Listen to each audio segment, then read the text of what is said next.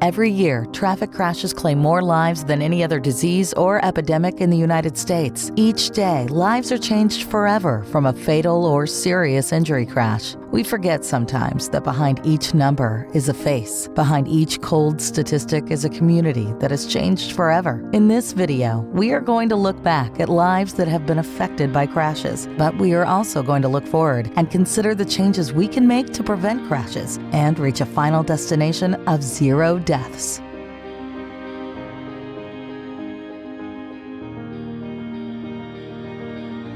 Well, I think it's important for parents not only to tell their children, hey, do this, but also set that good example. And one experience stands out in my mind. I stopped a young man and his mom one afternoon. The young man was driving, and he had rolled through a stop sign. I walked up there, he was not wearing a seatbelt. I ended up giving him a warning for the initial traffic violation, but giving seatbelt tickets is something we don't have a lot of discretion on. So if you're not wearing your seatbelt, you're going to get that citation.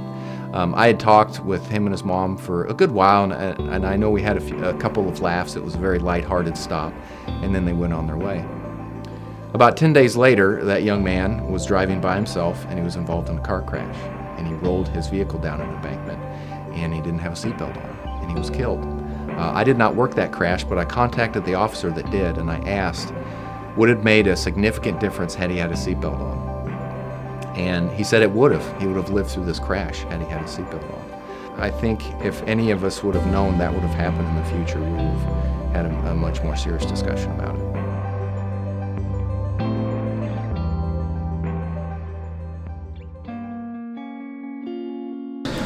You see people that don't use safety devices, and whether that's seat belts or helmets, they don't make good decisions. They drink too much and decide to drive, or they drive way too fast for the conditions. They might be distracted. That's certainly a popular thing now. Is that from a phone, or is that from other people in the car?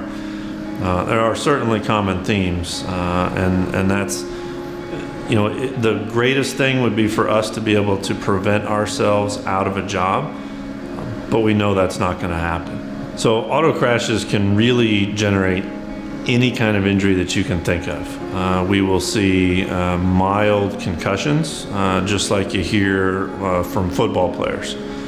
We will see serious brain injuries where folks maybe never wake up again. You'd like to think that a lot of the car crashes are just a fender bender, something you see in a little fleeting story at the beginning of the news.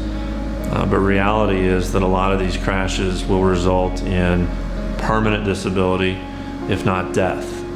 And anybody that's been involved in treating a patient like that, or has a family or a friend, that had a fatal injury because of a car crash, it's stuff you can't take back. So there's still nights where I'll go home and hug my kids. Not because I miss them, but because I just talked about somebody their age that was fatally injured.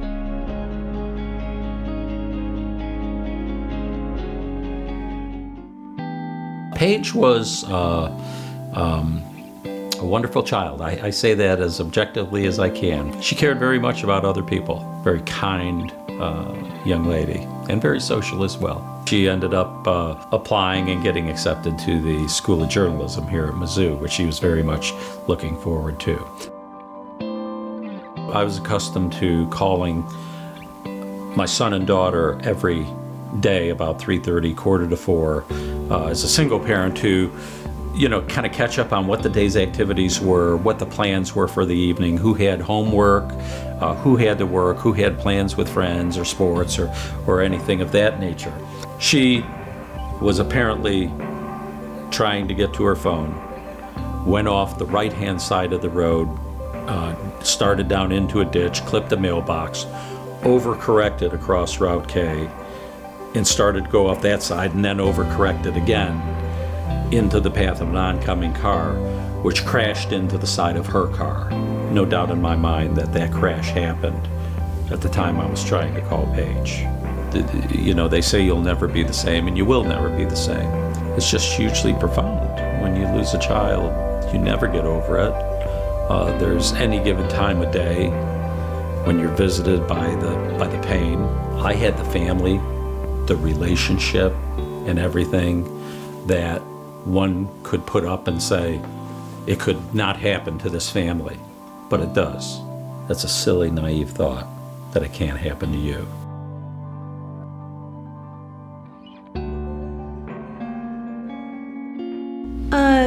Didn't really think a lot of drinking and driving just because people in our area do it a lot. It's what you do on the weekends. You go out and you road trip with your friends. And so drinking and driving never seemed like a big deal to me. We were all drinking and just having fun, not really thinking anything of it. I decided it would be fun to go swimming at the lake on my farm.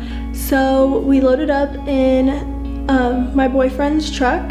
We came up my gravel road and we turned onto the highway, and we made it about a fourth of a mile before we missed the first corner and went off the other side of the road and rolled.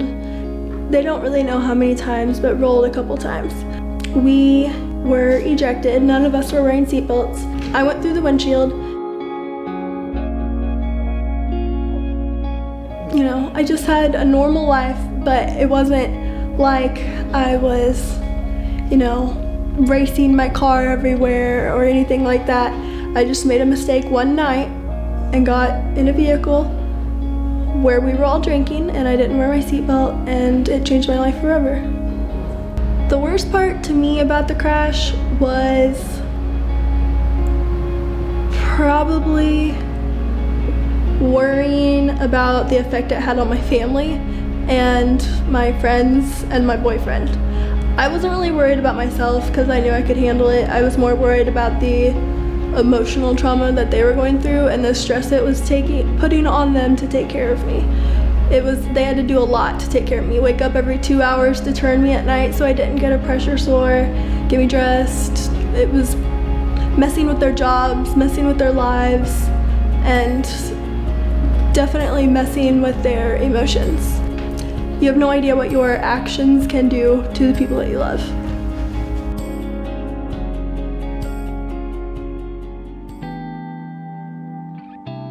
I've been with the Columbia Fire Department for 12 years. I've been in emergency services for about 30 years. Probably the worst part about dealing with these injuries is the long-term effects that they're going to have. We're trained to deal with these folks. We see them on a short-term basis, but we know that some of these injuries are going to be debilitating. It's going to be something they're going to have to deal with for the rest of their life. Driver inattentiveness is a big deal. It's a big issue for us. We've been on scenes, water rescue scenes, where the roadway's been closed. We're working a water rescue with fire trucks and personnel out at the water's edge, and people drive past us into the water. When we're on the side of the highway, we don't have anything to protect us in our workspace. Our workspace is an interstate highway, a road. All we have are traffic cones and safety vests, really, to protect us from a 4,000-pound automobile driving down the road next to us. Probably the worst part of dealing with many of these crash scenes is that they're preventable. They don't have to happen. We go to a number of accidents or a number of crashes that are non-injury, no one's hurt, but there's a secondary accident because someone wasn't paying attention, and they either crash into our apparatus or our people or other vehicles, resulting in a completely unnecessary crash.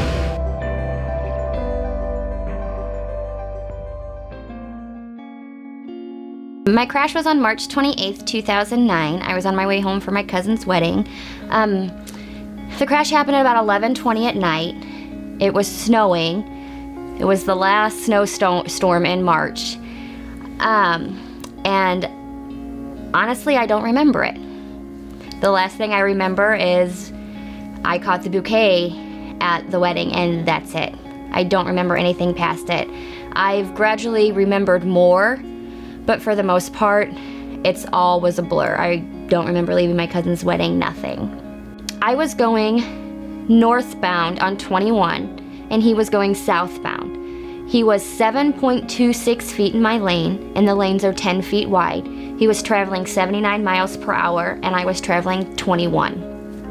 The speed limit's 55, but I'm not familiar with the roads, and with it being nighttime and snowing, I was taking extra precaution.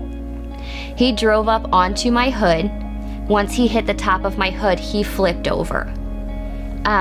They said there was a large amount of alcohol in his vehicle, and all 4 occupants in his car were extremely drunk. I bruised, broke, or fractured every bone in my body. I have metal in all 4 of my limbs, and I've had 15 surgeries as of right now, but they are talking about the 16th one. My mom was given the option, choose your daughter or your job.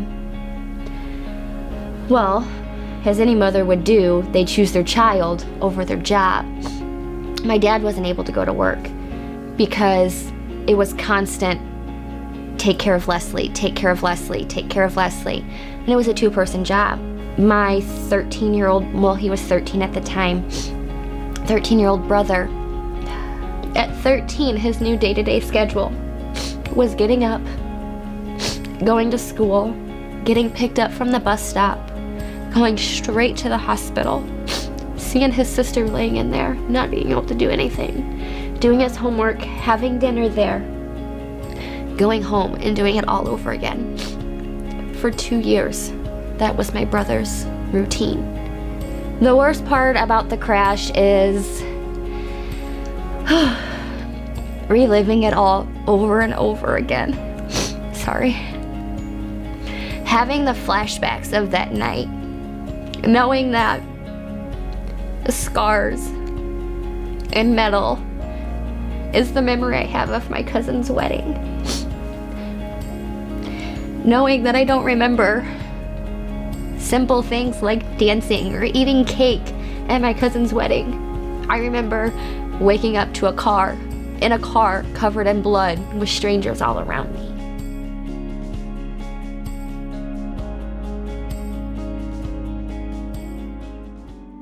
My name is Xavier Jordan, and I am 22 years old. I'm a business major at Lincoln University, and I'm also a saxophone player. There was a night I was coming from Columbia, and I had just got finished with the gig up there. And I was coming down 54. I was almost near Jefferson City, and my car lost control. On Highway 54, there are bars, so I swerved into there.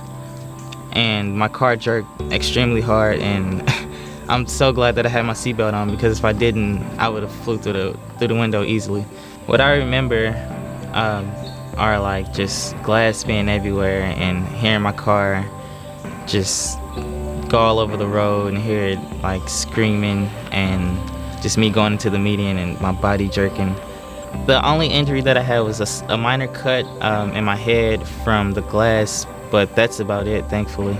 I would say my life is my seatbelt, definitely, because if it wasn't for that, there was so much broken glass all over the place. The car looked completely totaled, so the seatbelt definitely saved my life.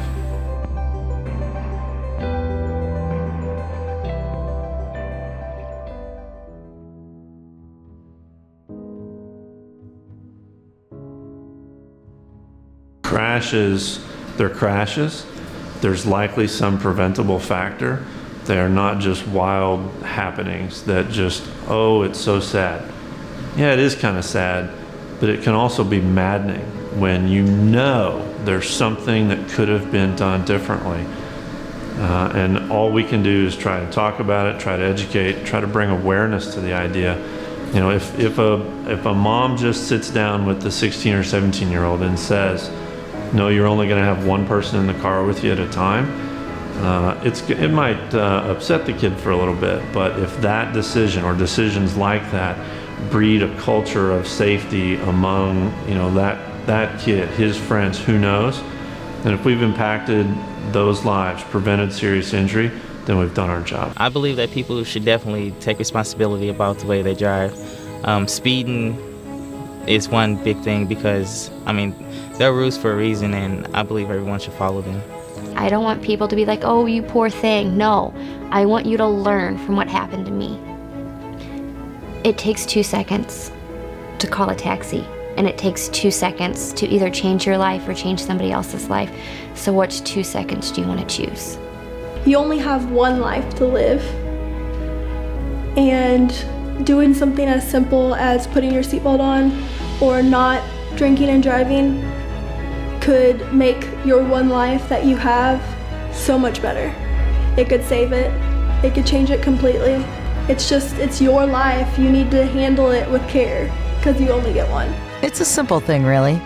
Wearing your seatbelt, switching off your phone, not driving when you are impaired. All we need is for people to start thinking of it as just that, as a simple necessity. But that starts with you and me. Now is the time. Let's make roadway safety part of the conversation in our families, in our offices, in our communities. That is how we will save lives. Are you ready?